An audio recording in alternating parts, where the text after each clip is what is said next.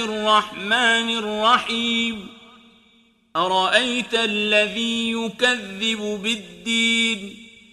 فذلك الذي يدع اليتيم ولا يحض على طعام المسكين فويل للمصلين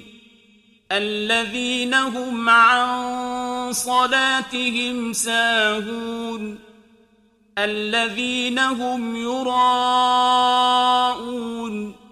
ويمنعون الماعون